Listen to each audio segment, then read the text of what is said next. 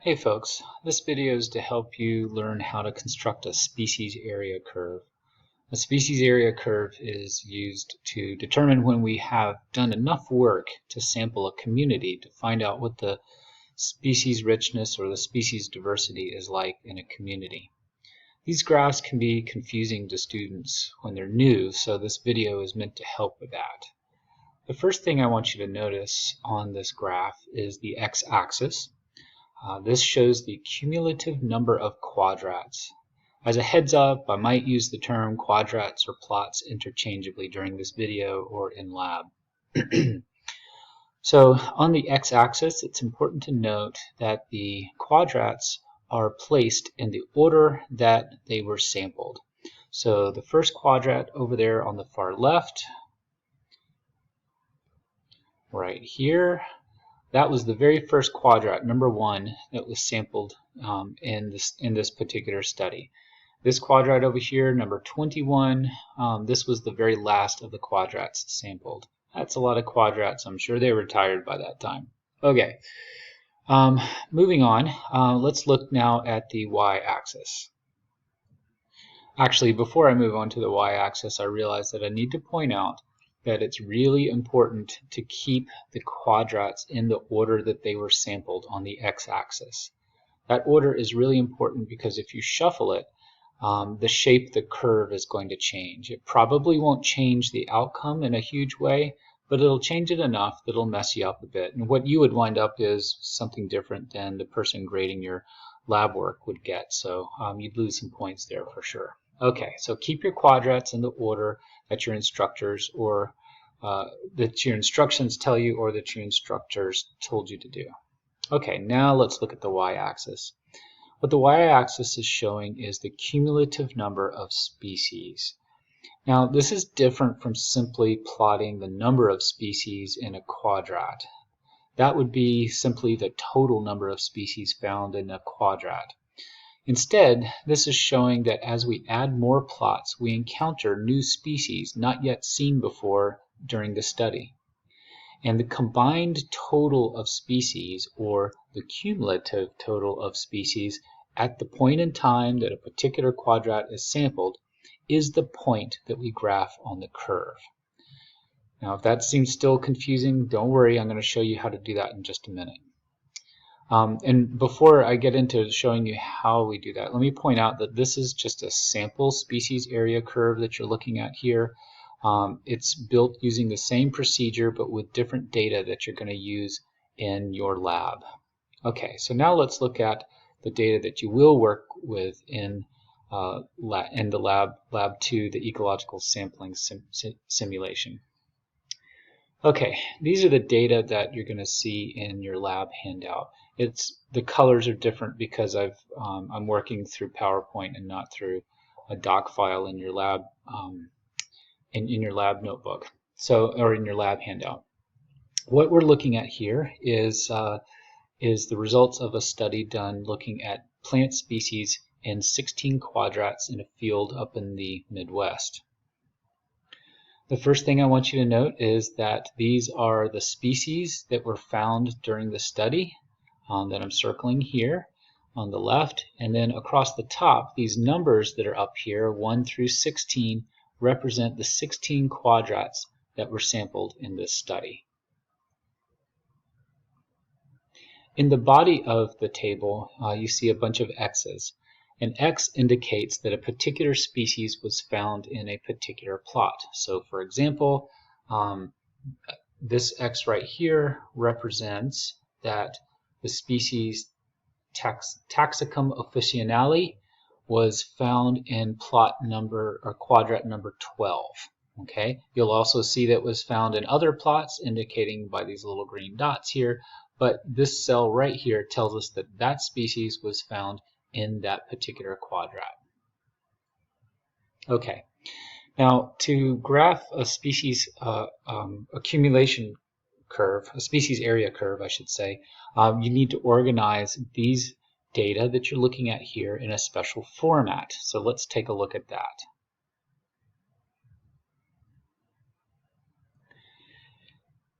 Here's an example of the way that you need to organize those data from the previous table that I showed you in a way that you can graph the cumulative number of species. So what I want you to notice here is that you've got your quadrats in the far left column 1 through 16, just like we saw before, and they're in the same order as before.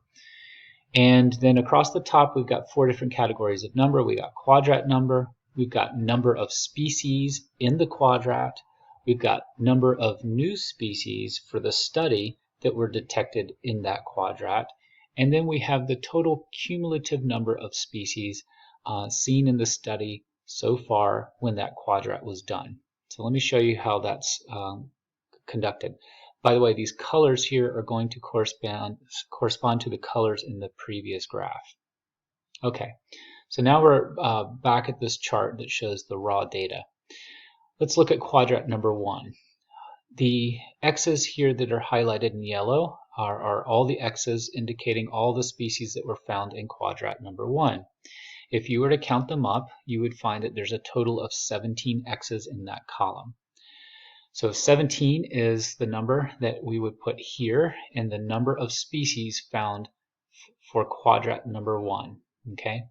Now because quadrat number 1 was the very first quadrat of this study, all of the species in quadrat 1 are new species to the study. They've not been seen before. So our number of new species in at the point of quadrat 1 is going to be 17. By the same logic, the cumulative number of species at this point in the study, at the completion of quadrat 1, is also 17. Okay, let's go back to the table. Let's look at quadrat number 2. If we look at all the X's in quadrat number 2, and if we were to tally them up, we would find that there's 14 X's in quadrat 2. And we write that down on our table. Here it is right there, 14 species. Okay. Now going back to this table, let's look for species that are new to the study. So as we scan down the column here, we notice that this X here at the very top for Setaria lutescens, that species was seen in quadrat number 1. So therefore, this species right here is not a new species for the study. So we're not going to highlight that one. If we were to continue down, we'd find that these 4 species were also seen in quadrat 1, so they are also not new. But when we get to here, with this cell that's highlighted in green, we do have a species that's new. This is Trifolium pratensis, or I can't read it. Let's see, praetesni. And this species was not seen in quadrat number 1. So we're going to highlight that here because we're going to have to count up the species that are new to the study that we hadn't seen in previous quadrats. Scanning on down here, we see a bunch that had been seen in quadrat 1. We get to 2 more that are brand new in quadrat number 2. And it turns out that these 3 that I've highlighted in green are the only new species added to the study that were detected in quadrat 2. So let's look at our table and how we organize that. So here we go, quadrat number 2. Our total number of species was 14. There were 14 X's in that column. The number of new species contributed to the study by quadrat number 2 was 3. Those were those 3 species I highlighted with the green on the previous chart. Now, our cumulative number of species, and this is the number that you're going to be graphing, our cumulative number of species now is at 20. We had the 17 new species from before, plus the 3 species that were new to the study in quadrat number 2. 17 plus 3 is equal to 20. Okay, so far so good. Let's do a couple more of these so you get the hang of it. In quadrat number 3, if we scan through the column, we find that all of the species in quadrat number 3 so far until we get to down here were all seen in the previous quadrats. But these 2 this species right here and Origeron strigosus, these 2 species highlighted in purple are brand new to the study. They were not seen in quadrats 1 or 2. You can see that those cells are empty there to the left. Okay, so we've got a total of 15 species in quadrat number 3.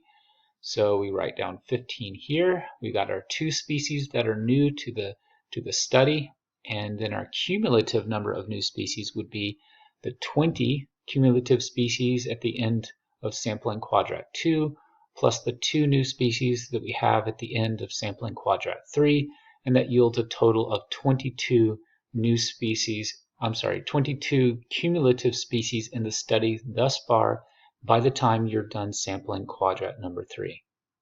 Okay, one more, even though you've probably gotten the hang of this. In quadrat number 4, there's only one species that is brand new to the study. All the other X's in column 4 represent species that had been seen in one of the previous quadrats. So there's a total of 15 species in quadrat 4, so we write 15 here. There's the one species that was new to the study, and so now our cumulative number of new species is 23. That's the 22 here plus 1 is equal to 23. Okay, now you're gonna in lab the lab for the ecological sampling simulation, you're gonna finish out the rest of this table. And we tell you that the total number of species there is 34. If your number doesn't wind up at 34 at the end, then you've miscounted somewhere along the way.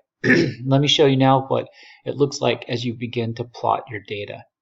So here I've got our data table on the right, and I've got a species area curve that I'm building here to the left. What I want you to notice, and this is important, is that this column here, the cumulative number of species, this is what we're graphing.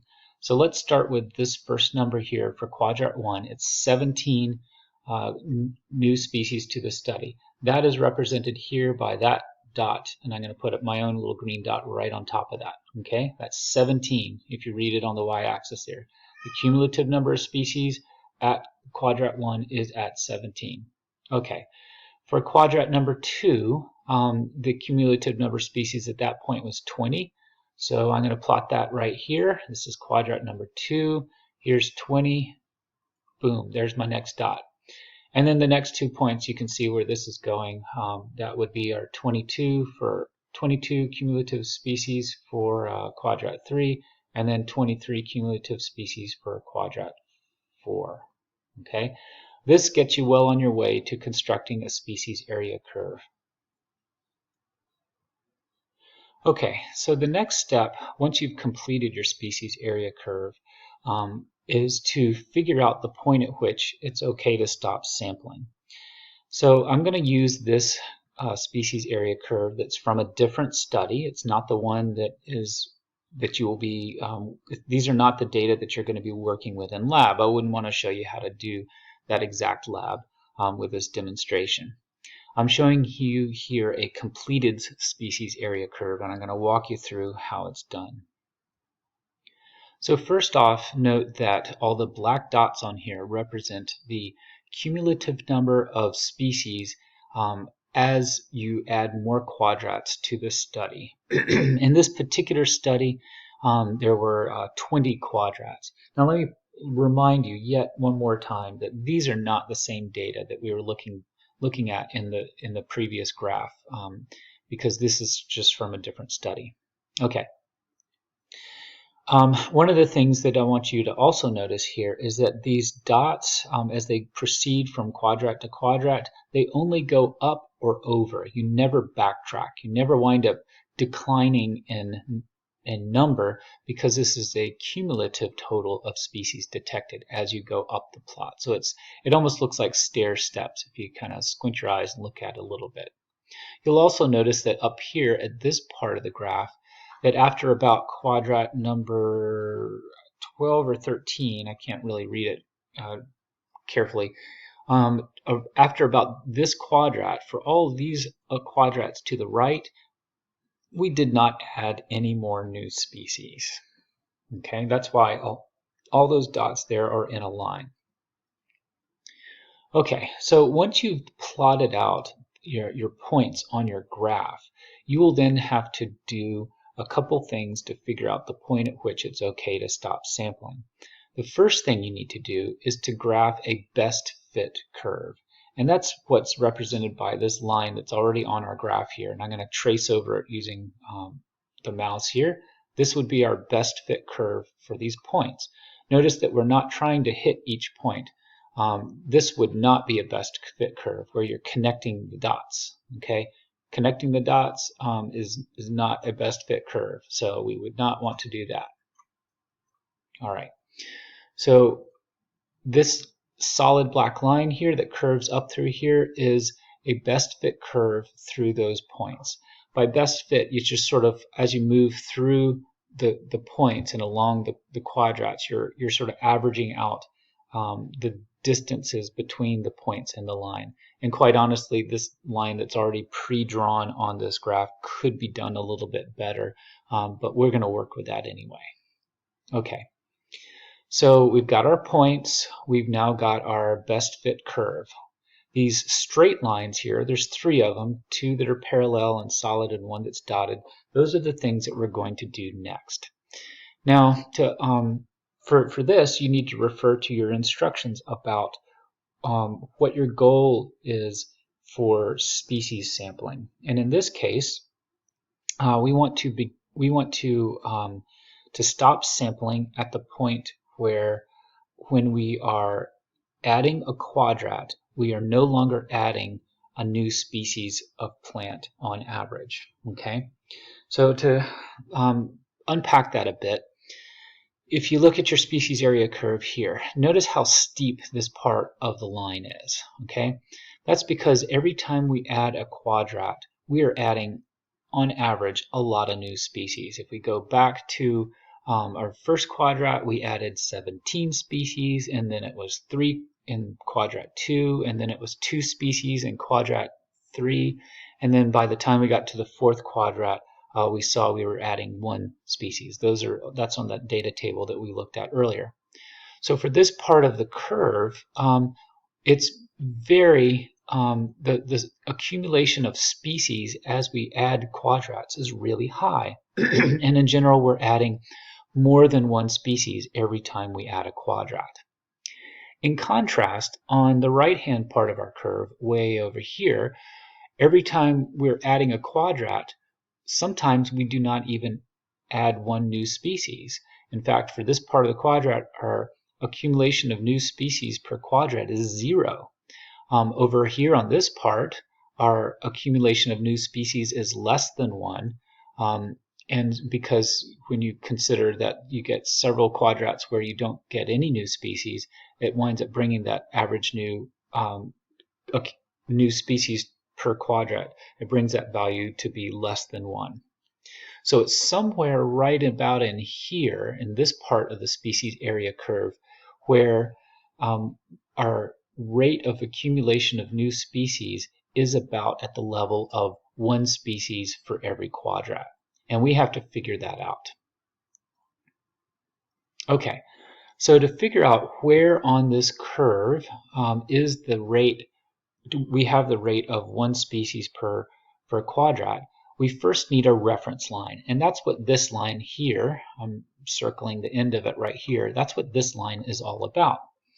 And you'll notice that if you look carefully, you'll notice that what we've done here is that we've plotted it out so that at the reference line shows that for quadrat 1 we have 1 species, for quadrat 2 we have 2 species, and so forth and so on. So at 5 species we've got a 5 here.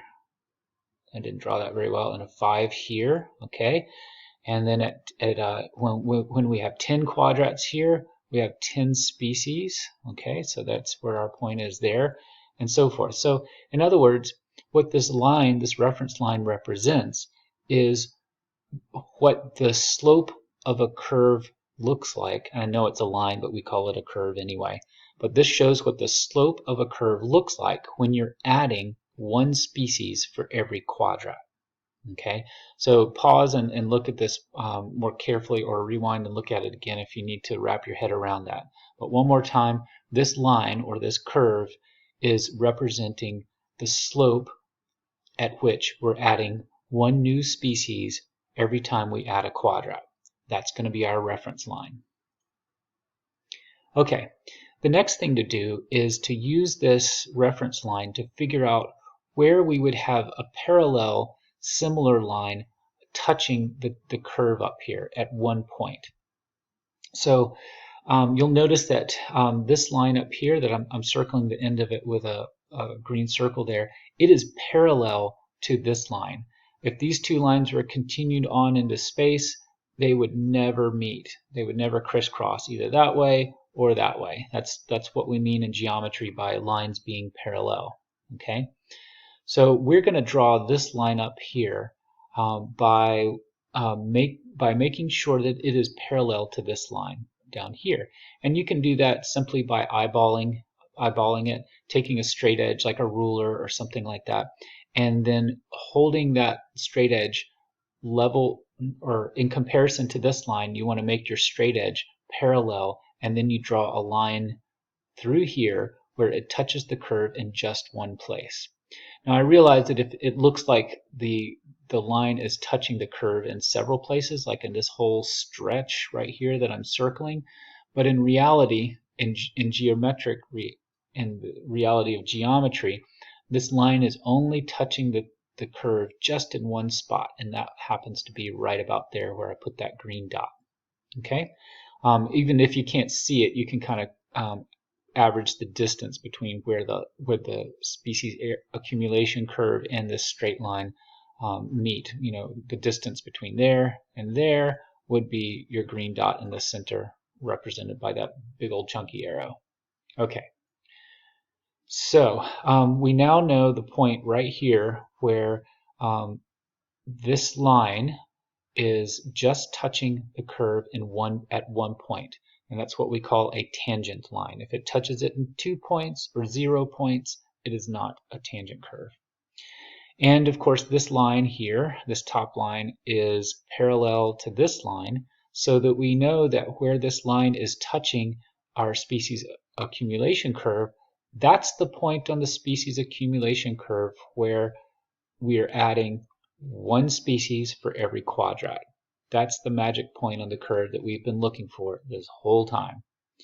So the next few steps are pretty easy. All we have to do now is draw a dotted line down from that point, from here straight down to the x-axis to see where it intercepts the x-axis.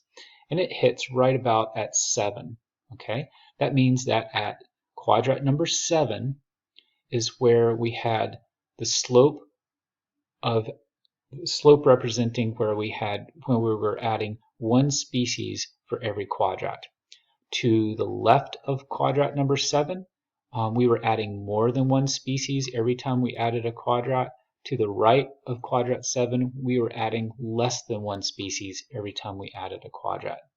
So 7 is the magic number, and our final answer for where should we stop sampling is quadrat 7, and then we add one more sampling quadrat for good measure, just to make sure that our trends are solid. We would stop sampling at 8. So the correct answer in this case would be that sampling should end at 8, which is quadrat 7 plus 1 more for good measure is equal to 8. Okay. So that shows you how to do a species area curve. The instructions are also written out for you in your lab instructions. I hope that was helpful. If not, get in touch with your teaching assistant or your lab instructor.